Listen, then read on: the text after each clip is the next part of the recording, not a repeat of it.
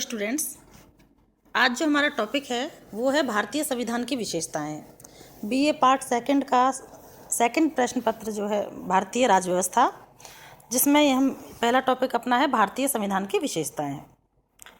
देखिए, संविधान से तात्पर्य ऐसे दस्तावेज से है जिसकी एक विशिष्ट विधिक पवित्रता होती है, जो राज्य सरकार के अंगों जैसे कार्यपालिका, विधायिका और न्यायपालिका के ढांचे को और उसके प्रमुख कार्यों को निर्दिष्ट करता है तथा उन अंगों के संचालन के लिए मार्गदर्शक सिद्धांतों को बताता है। प्रत्येक संविधान के अपने कुछ मूल्य और विशेषताएं होती हैं। भारतीय संविधान की विशेषताएं इस प्रकार हैं।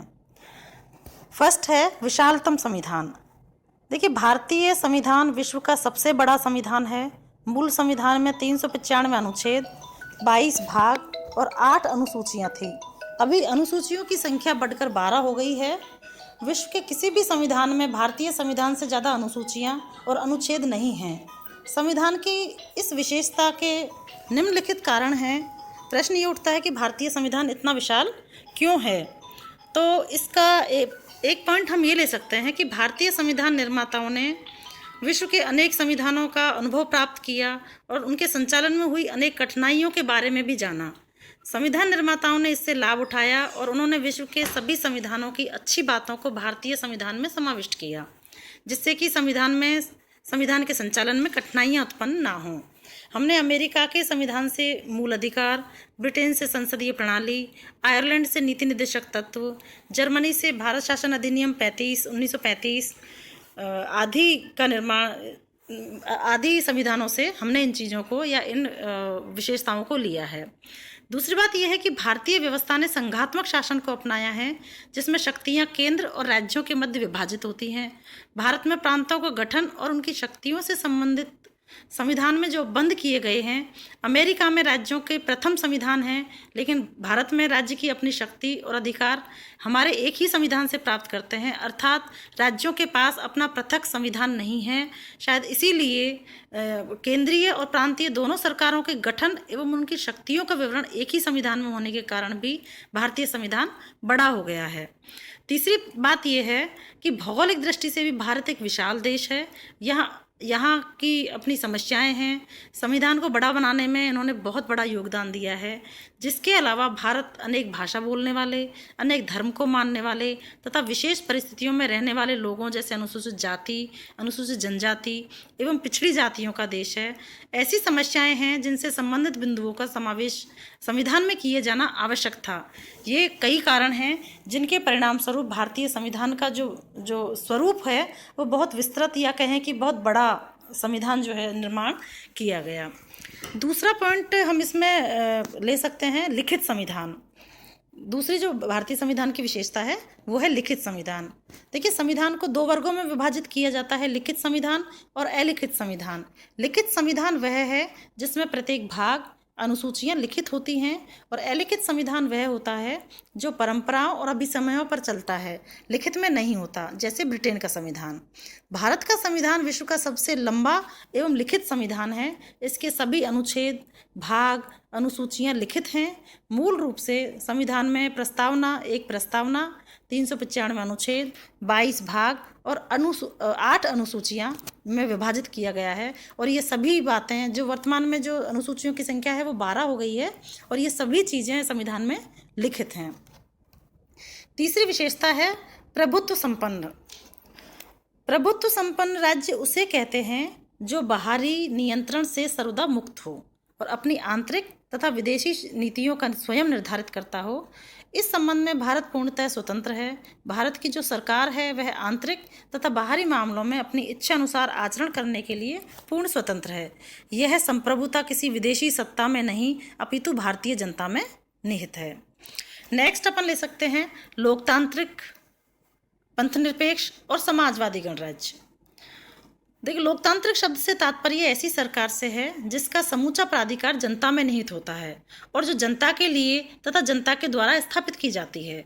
देश का प्रशासन सीधे जनता द्वारा निर्वाचित प्रतिनिधियों द्वारा किया जाता है और यह प्रतिनिधि अपने प्रशासकीय कार्यों के लिए जनता के प्रति उत्तरदायी होते हैं। प्रत्येक 5 वर्ष के बाद जनता के प्रतिनिधियों को निर्वाचित करती है जनता। इसी उद्देश्य से के लिए संविधान में प्रत्येक प्रत्येक नागरिक को मताधिकार प्रदान किया गया है। पंथ निरपेक्षता भारतीय संविधान में 42वें संविधान संशोधन द्वारा जोड़ा गया था। इससे तात्पर्य है कि संविधान किसी विशेष धर्म को राजधर्म के रूप में मान्यता प्रदान नहीं करेगा, बल्कि सभी धर्मों के साथ समान व्यवहार करेगा।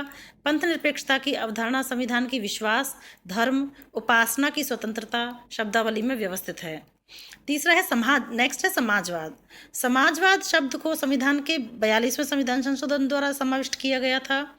समाजवाद की अवधारणा आर्थिक न्याय की शब्दावली में निहित है। हालांकि समाजवाद की कोई निश्चित परिभाषा देना बहुत कठिन है, लेकिन साधारण शब्द में समाजवाद एक ऐसी व्यवस्था से संबंधित है जिसमें उत्पादन के साधनों पर राज्य का नियंत्रण होता है तथा समस्त कार्य समाज के हित के लिए किए जाते हैं। भारतीय समाजवाद एक अनोखा समाजवाद है। यह मिश्रित अर्थव्यवस्था पर आधारित है, जहां व्यक्तिगत गतिविधियों को भी बराबर महत्व दिया गया है। नेक्स्ट पॉइंट है अपना सरल और कठोर का समन्वय। देखिए, संविधान को लचीलापन और कठोर की दृष्टि से भी वर्गीकृत किया जाता है। कठोर संविधान उसे माना जाता है जिसमें संशोधन के लिए विशेष प्रक्रिया की आवश्यकता होती है, जैसे अमेरिका का संविधान, जबकि लचीला संविधान वह कहलाता है जिसमें संशोधन की प्रक्रिया वही हो जैसे किसी आम कानून के निर्माण की है, जैसे ब्रिटेन का संविधान। भारत का संविधान न तो लचीला है और न ही कठोर, बल्कि ये दोनों का मिला जुला स्वरूप है। कुछ संशोधनों को संसद में विशेष बहुमत से संशोधित किया जा सकता है, जिसमें दोनों सदनों में उपस्थित और मतदान में भाग लेने वाले सदस्यों का 2/3 बहुमत और प्रत्येक सदस्य सदन में कुल सदस्यों का बहुमत। इसके अलावा कुछ अन्य प्रावधानों को संसद के विशेष बहुमत और कुल राज्यों के आधे से अधिक राज्यों के अनुमोदन से ही संशोधित किया जा सकता है।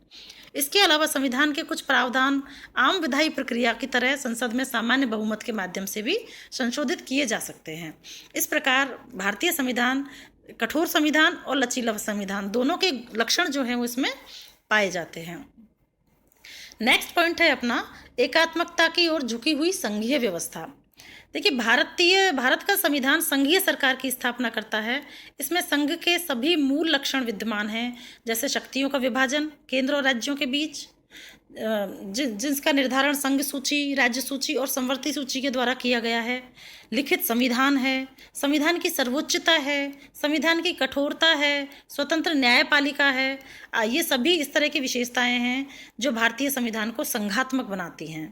लेकिन भारतीय संविधान में बड़ी संख्या में एकात्मक और गैर संघीय लक्षण भी विद्यमान हैं, जैसे एक सशक्त केंद्र, एक संविधान, एकल नागरिकता, संविधान का लचीलापन, एकीकृत न्याय व्यवस्था, केंद्र और राज्यपाल की नियुक्ति, अखिल भारतीय सेवाएं, केंद्र द्वारा राज्यपाल की नियुक्ति, अखिल भारतीय सेवाएं एवं आपातकालीन प्रावधान, जिसमें आर्टिकल 352, 356 और 360 को हम लेते हैं।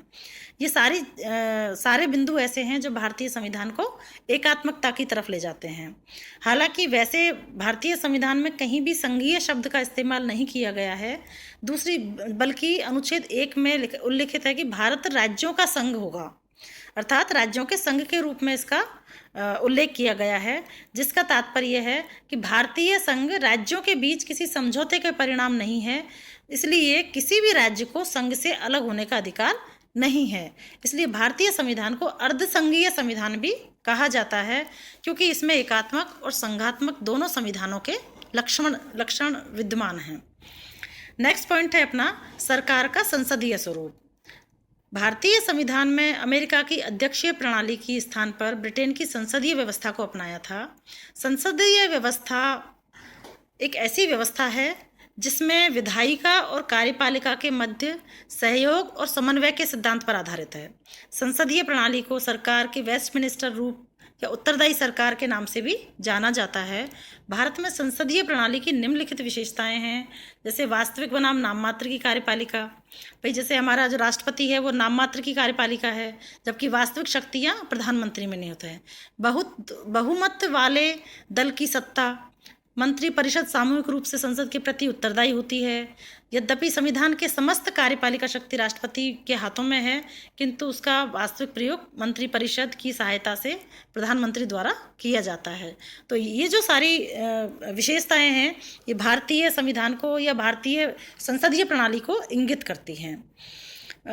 संसदीय संप्रभुता एवं न्यायिक सर्वोच्चता में समन्वय। नेक्स्ट पॉइंट है अपना कि संसदीय संप्रभुता एवं न्यायिक सर्वोच्चता में समन्वय पाया जाता है। भारतीय संविधान निर्माताओं ने ब्रिटेन की संसदीय संप्रभुता और अमेरिका की न्यायिक सर्वोच्चता के बीच एक उचित संतुलन बनाने की को प्राथमिकता दी है।